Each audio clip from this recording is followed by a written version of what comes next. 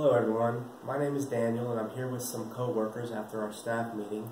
They've been gracious enough to listen to me speak to you today. What I would like to discuss is our national debt. We're going to talk about what our national debt is, how much it is, how it accumulates, and basically how we manage it.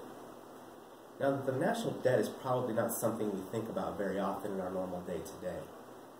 But our debt in the United States is truly, truly massive. So, one way that we can visualize that is imagine a $100 bill. If we were to take 1 billion in $100 bills, it would fit on a pallet standing just over 5 feet tall. Now, if you could, imagine an entire football field full of exactly those same style of pallets.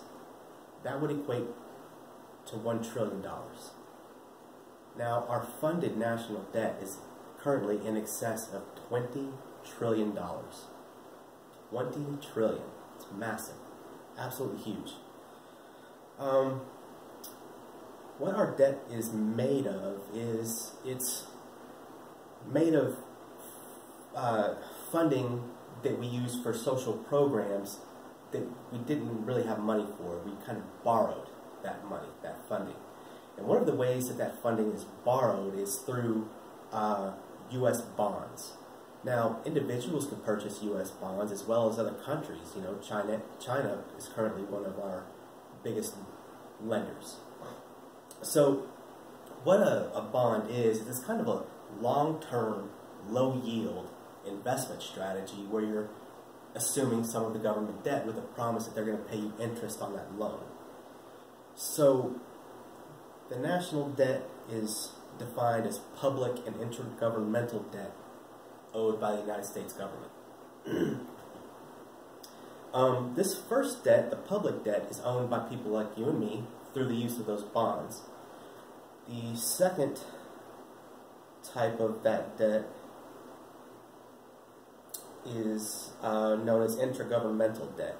Here, the debt that accumulates from the federal government, it accumulates because the federal government cannibalizes funding from one portion of the federal government program and puts it into another.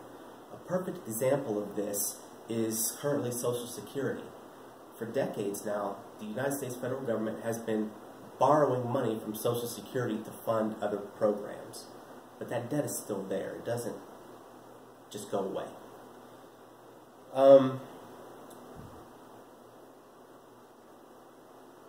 Another way that they can manage debt is through cutting funding from another program. A perfect example of this occurred last year when the president cut the number of people eligible for the Supplemental Nutrition and Assistance Program, which is a way that people living below the poverty line can receive help with food. Looking at the several articles on thebalance.com, I learned how that debt accumulates. So basically, the government accumulates more debt when it spends more than it receives in taxes.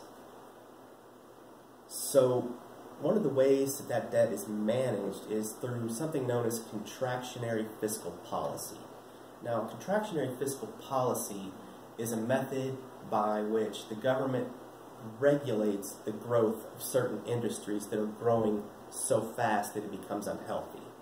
The reason that it becomes unhealthy is that if these industries, for example, gold, accumulate value too much, it can create what's a concept known as inflation, and it will also have a side effect of raising our cost of living. It is also a widely held belief that any government economy cannot function without at least moderate terms of debt.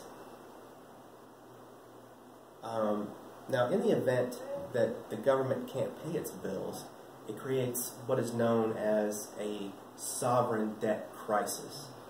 A sovereign debt crisis occurs when the government can't pay its bills.